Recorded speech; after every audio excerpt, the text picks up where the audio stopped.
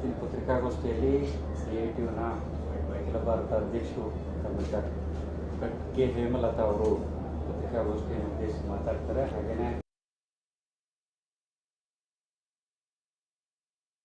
ಪ್ರದರ್ಶಕರು ಅವರಿರ್ತಾರೆ.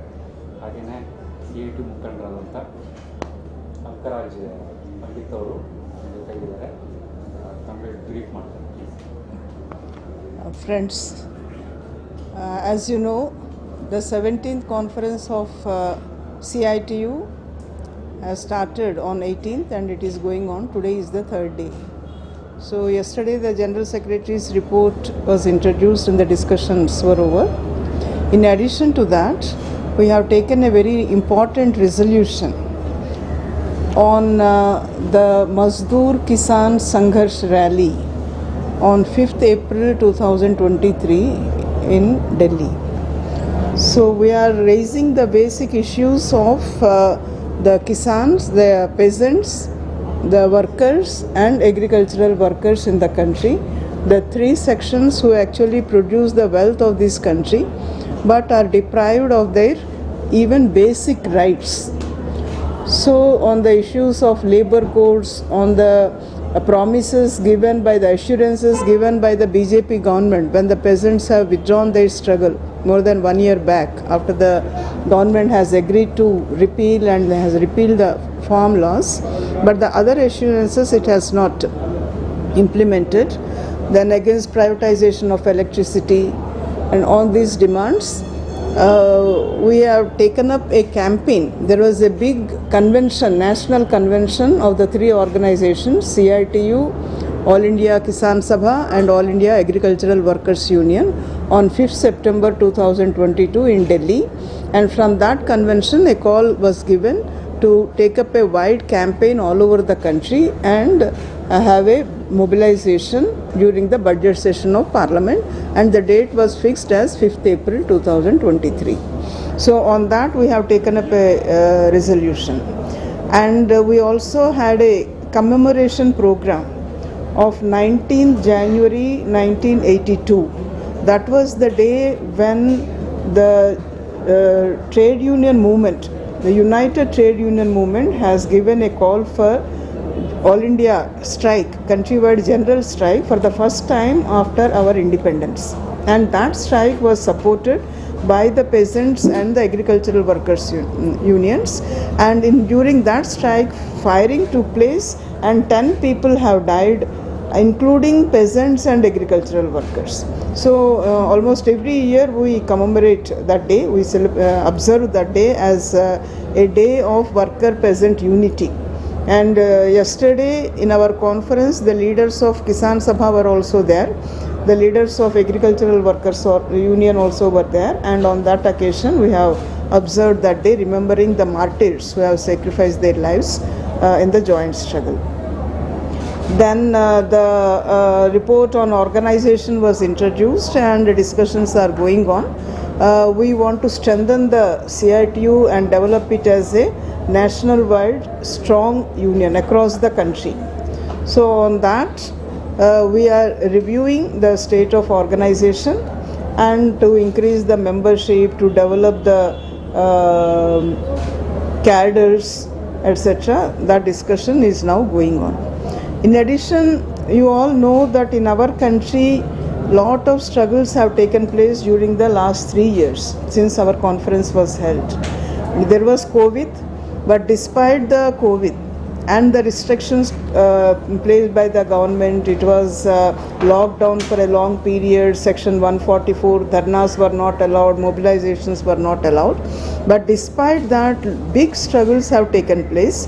Almost all sectors, the coal workers were in a historic 3-day strike.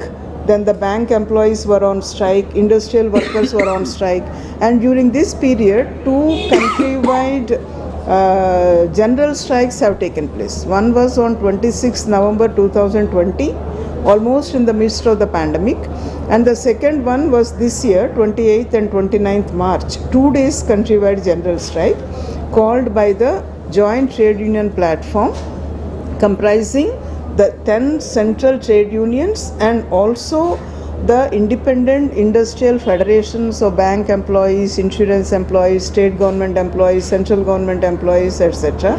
All these sections. So the 28th and 29th March general strike, the 2-day strike, and larger number of workers have participated in that. And it was during this period that the peasant struggle has taken place, and the workers have extended total solidarity to the peasant struggle. One of the reasons, today the Kisan Sabha leaders have also told that one of the reasons for the success of the peasantry, the joint Sanyukta Kisan Morcha led struggle with the demand of repeal of the formulas is the unflinched support it has received from the working class. So the entire trade union movement has supported their demands, helped them financially, and also physically participated in the struggles, in their struggle. Whatever call was given by the Sanyukta Kisan Morcha, the workers also have participated, and their demands, the demands of the peasantry, were taken to the urban areas and among the workers. They have helped in spreading it across the country. So what were the peasants asking for? So with that, the unity of the workers and peasants in this struggle has helped in the success. So these struggles have taken place not only in our country, similar struggles have taken place across the world. You all know, in the USA, 2021 itself was a year of big struggles. The October month itself, lakhs of workers in 2021 participated, and that was called Striketober because of the so many strikes. And this year, 39% more workers have participated in strikes than in 2021 in USA alone. And in Europe, in UK, in France, in Italy, in Spain, in Germany, and all other countries, all different sectors of workers, the railway workers, the transport workers, health workers, education workers, postal employees, the different sectors of workers, they are participating in big struggle. Today, I think yesterday or today, in France, there was a very big strike against the increase in the retirement age from 62 to 64. Earlier also there was a proposal, but it had to be kept in the back burner because of COVID and also opposition of the workers. Now again the France government, they want to bring it, and the workers are opposing that. And during these struggles, like in our country, in the USA, in UK, France, etc., there also the governments are trying to impose restrictions on the workers, like removing the right to strike, this curtailment. For example, you might be knowing that in USA, when the rail workers wanted to go on strike, the so-called proud pro-labor president Biden, he asked the Congress to pass a legislation imposing the agreement on the workers, which they have rejected. And similarly in UK, our Sunak, he is trying to, he has introduced a bill, the minimum service levels bill. That is, even when the workers go on strike, they have to ensure minimum service level. If they don't do that, they will be, fines will be imposed on them. So such types of things are being there across the world. So in this conference, we have passed a resolution extending solidarity to all these struggles. What we noted is that across the world, the issues being faced by the workers are more or less the same.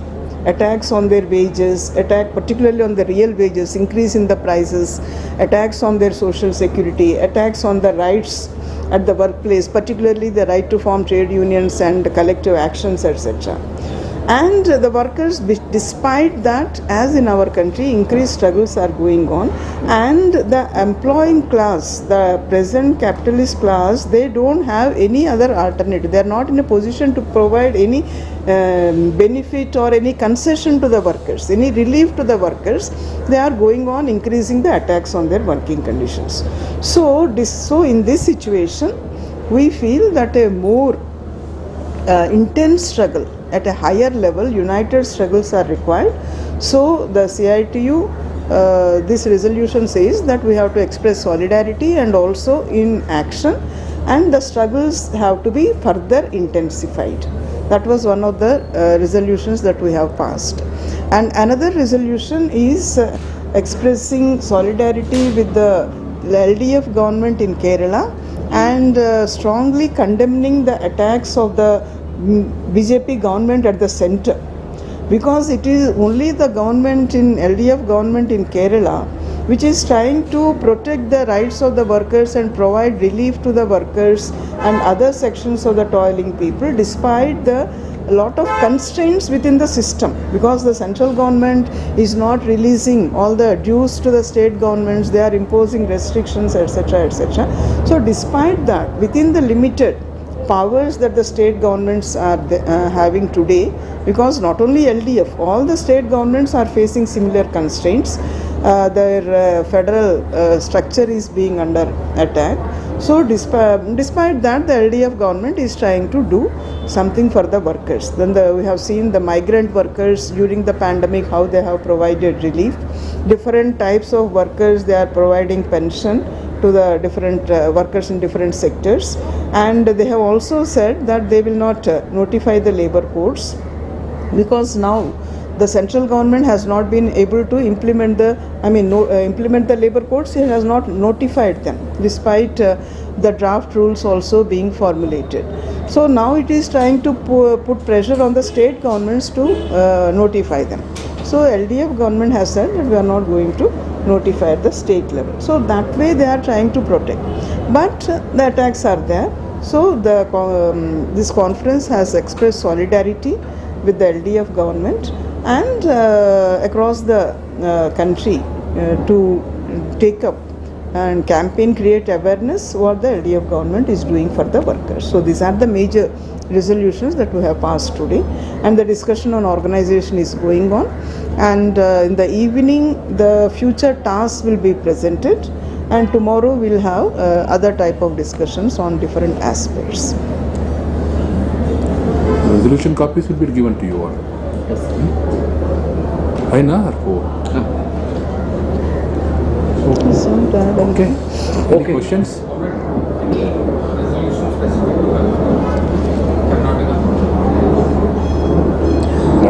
On the Karnataka, workers struggling in Karnataka. Yes, we'll have. Later on.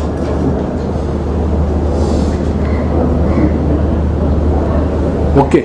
Okay. Thank you.